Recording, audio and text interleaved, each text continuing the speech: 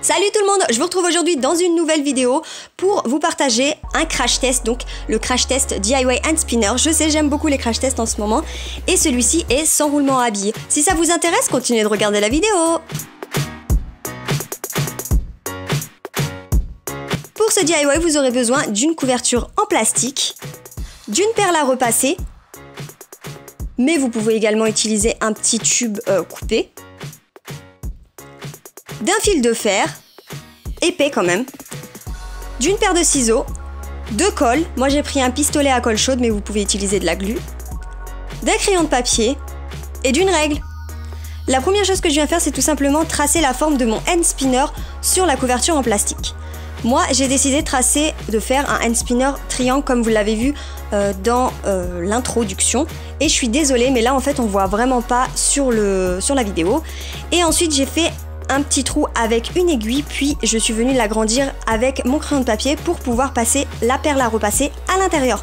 Waouh, ça fait beaucoup de passer là-dedans, mais voilà ce que ça donne. Et là, vous avez la base de votre hand spinner. Ensuite, je viens reprendre la couverture en plastique et je fais 2 cercles. Et moi, j'ai décidé de le faire sur la couverture en plastique, mais dans la vidéo originale que je vous mets en barre d'infos, elle l'a fait sur des disques.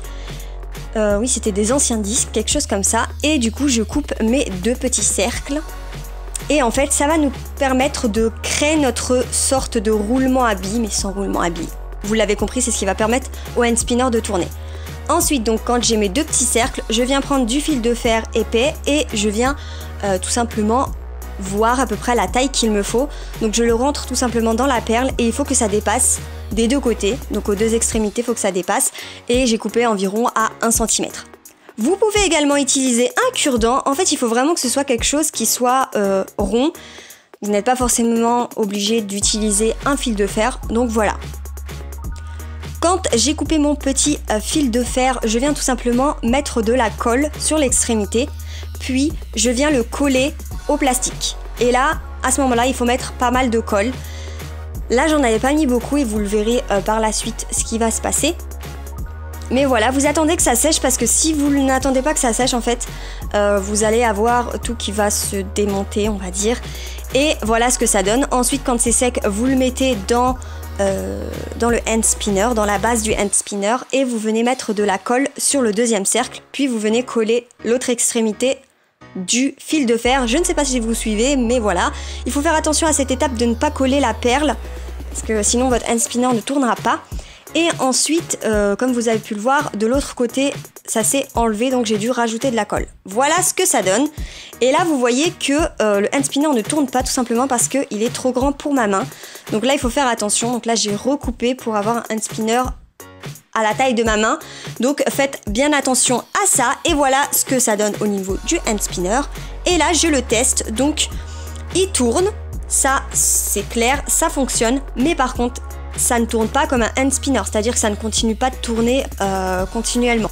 Mais ça tourne quand même pas mal, je trouve que c'est vraiment sympa. Et sinon sur le sol ça ne tourne pas, tout simplement parce que vu que c'est du plastique, c'est tordu et que les extrémités touchent le sol.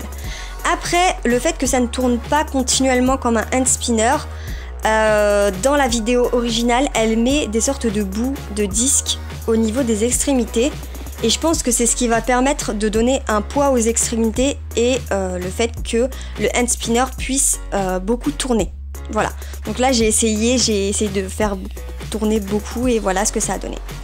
Donc dans l'ensemble, je pense que ce DIY il est vraiment pas mal, surtout si vous n'avez pas de hand spinner ou que vous n'avez pas la possibilité d'en avoir un.